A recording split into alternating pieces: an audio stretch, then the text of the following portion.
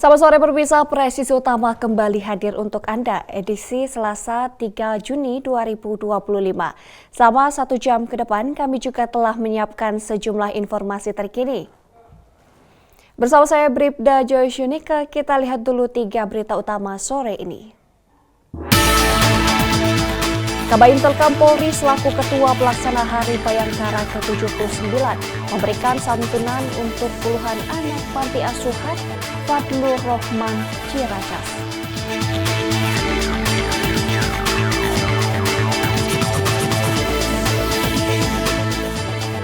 Sebagai bentuk duka cita mendalam serta kepedulian terhadap para korban bencana tanah longsor di kawasan Tambang Gunung Kuda, Polresta Cirebon menggelar doa bersama.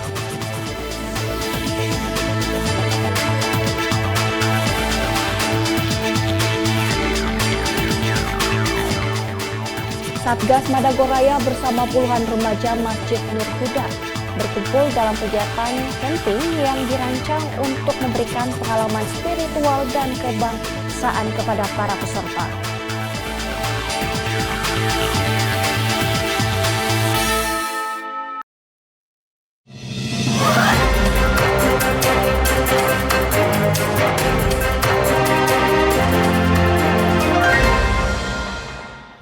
Pemirsa, pencarian korban longsor di Tambang Batu Gunung Kuda, Kabupaten Cirebon, Jawa Barat terus dilanjutkan.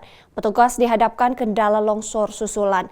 3 kali tebing batu mengalami longsor hingga membuat petugas belum berani menurunkan personel hingga alat berat untuk mengevakuasi 6 jasad yang masih tertimbun. Sementara petugas memaksimalkan K9 dari Polda Jawa Barat untuk mengendus titik pasti keberadaan korban. Pencarian terhadap korban longsor tambang batu Gunung Kuda di Desa Cipanas, Kecamatan Duku Puntang, Kabupaten Cirebon kembali dilanjutkan. Petugas belum mendekatkan alat berat ke area setelah terjadi 3 kali longsoran yang cukup membahayakan. Terlebih, longsoran tersebut berada di area yang menjadi fokus pencarian petugas. Sementara untuk menitik beratkan pencarian, petugas memaksimalkan indera penciuman dari anjing pelacak atau K9. 3 ekor K9 dari Polda Jawa Barat diturunkan ke lokasi dan berhasil menemukan 4 titik korban yang akurat. Keempat titik tersebut berada di sekitar area ekskavator yang tertimbun material longsor. Petugas akan mengerahkan personil untuk melakukan pencarian setelah berkoordinasi dengan inspektur tambang yang tengah bekerja dengan alat total station pendeteksi getaran atau longsor.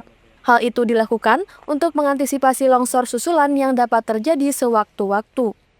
Petugas akan melakukan pencarian setelah kondisi dinyatakan aman untuk proses evakuasi. Tercatat sudah 19 korban berhasil dievakuasi dan 6 lainnya masih tertimbun longsor. Dari Cirebon, Jawa Barat melaporkan untuk Polri TV.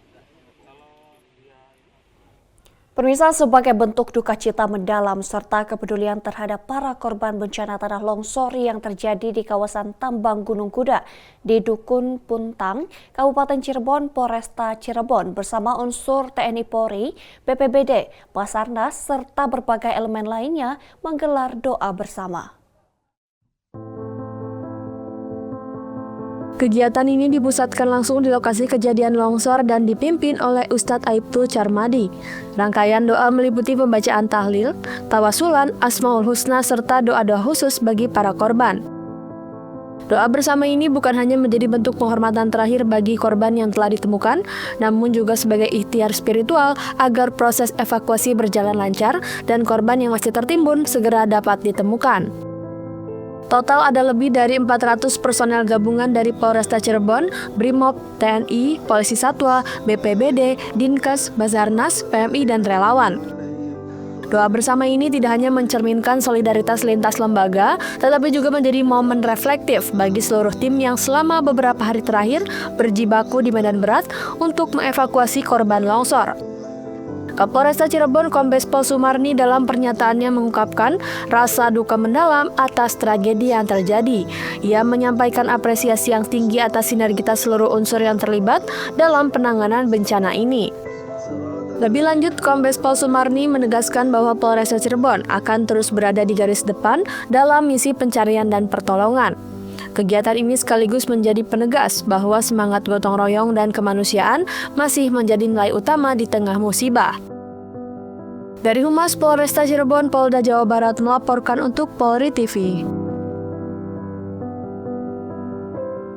Pemirsa, sebagai bentuk empati dan kepedulian terhadap korban bencana alam longsor, Kapolresta Cirebon Kombes Pol Sumarni memimpin langsung kegiatan penyaluran bantuan kepada keluarga korban meninggal dunia akibat bencana longsor di area Galian C, Gunung Kuda yang terjadi di wilayah hukum Polresta Cirebon.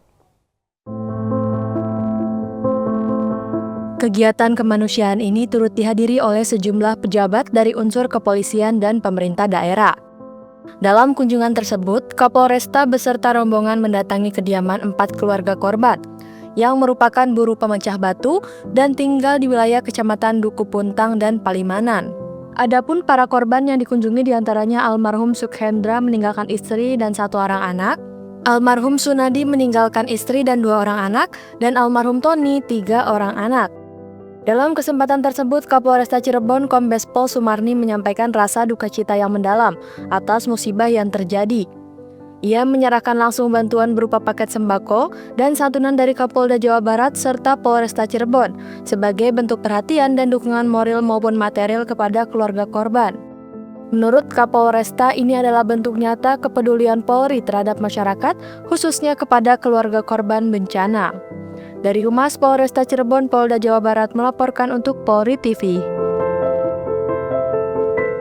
Dan pemirsa, untuk mengetahui perkembangan terkini dari pencarian korban tertimbun longsor tambang di Gunung Kuda, Cirebon, Jawa Barat, kami telah terhubung dengan Kapolresta Cirebon Kombes Pol Sumarni yang memimpin jalannya pencarian dan penanganan keluarga korban. Selamat sore, Ibu. Seperti apa perkembangan terkini dari pencarian para korban, Ibu? Ya, selamat sore, Mbak. Hari ini hari ke-5, kami dari Polresta Cirebon tentunya bersinergi dengan seluruh unsur terkait, TNI, Basarnas, BPBD, kemudian Tagana, kemudian dari Dinkes, PMI, unsur pemerintah daerah, Dinsos, dan lain-lain. Kita bekerja sama bahu-membahu untuk mencari korban yang masih tertimbun longsor. Update perkembangan terbaru terkini, sudah 21 korban meninggal dunia yang sudah bisa ditemukan, sudah diidentifikasi, dan sudah diserahkan kepada keluarga korban. Dan diperkirakan masih ada 4 orang lagi korban yang masih kita lakukan pencarian. Dan keluarga korbannya sudah diidentifikasi, tinggal kita masih upaya melakukan pencariannya saja. Kami selain menerjunkan personil-personil dari Polresta Cirebon, juga meminta bantuan dari Brimob Polda Jawa Barat, kemudian K9 Ditsamapta Polda Jawa Barat, tim DVI, Dinkes, tim DVI Bidokes ya, Polda Jawa Barat. Kemudian kami juga dibantu oleh rekan-rekan yang ada di Pemda Kabupaten Cirebon. Kita melakukan berbagai kegiatan bersama-sama. Selain untuk mencari, kami juga melakukan kegiatan baksos, memberikan bantuan kepada keluarga korban, baik yang meninggal dunia maupun korban yang luka. Karena yang luka ada terupdate sampai dengan saat ini ada 13 orang. Yang satunya mengalami kaki yang cedera sehingga diamputasi, sedang dirawat di Mitra Plumbon. Kemudian satunya mengalami infeksi luka, sedang dirawat di Rumah Sakit Pasar Minggu. Kemudian satunya lagi sudah bisa berada di rumah, rawat jalan. Kemudian tadi juga kami mendampingi dari Wamensos menyalurkan bantuan, ya, selain dari Bapak Gubernur Jawa Barat kemarin dan Bapak Kapolda Jawa Barat juga sudah menyalurkan bantuan kepada para korban, ya, diberikan uang santunan maupun sembako. Dan kami juga melakukan trauma healing kepada keluarga korban, istri-istrinya, kemudian anak-anaknya, kemudian korban yang mengalami luka juga kami berikan semangat. Kami berikan juga bantuan, ya, agar mereka tetap bisa melanjutkan kehidupannya walaupun lokasi tambang itu ditutup. Tim-tim kami kemarin sudah juga melakukan kegiatan-kegiatan dapur umum. Poluan bersinergi dengan Dinsos, Tagana, menyiapkan makanan setiap harinya kepada para petugas yang melakukan evakuasi korban di lokasi longsor.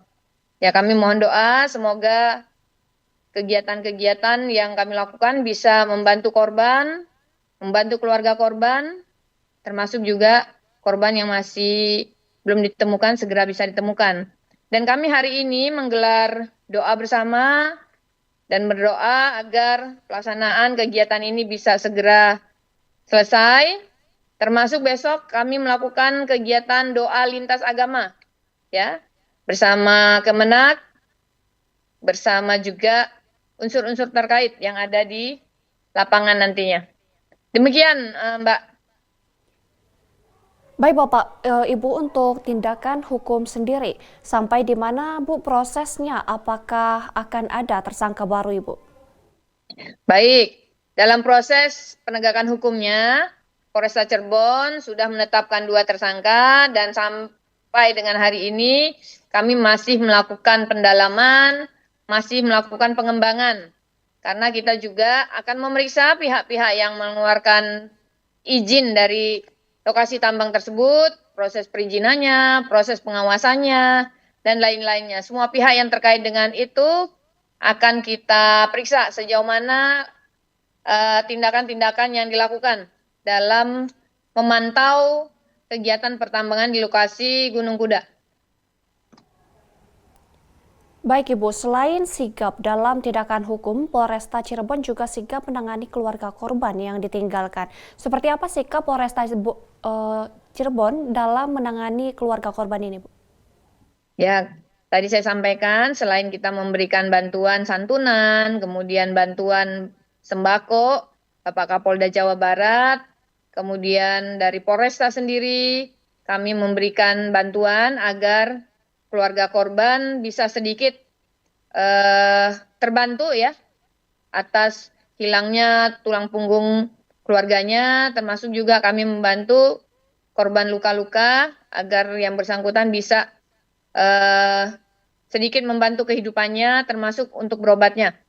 Kemudian kami juga menyemangati anak-anaknya agar mereka tidak larut dalam kesedihan, tetap semangat untuk meraih cita-citanya, tetap semangat untuk bersekolah, untuk membahagiakan orang tua yang masih tersisa, termasuk juga korban luka, kita berikan juga trauma healing ya. Kita semangati, kita berikan penguatan-penguatan dari sisi psikologisnya, kemudian dari hal-hal lainnya, agar mereka, warga masyarakat tetap semangat untuk menjalankan kehidupannya ke depan.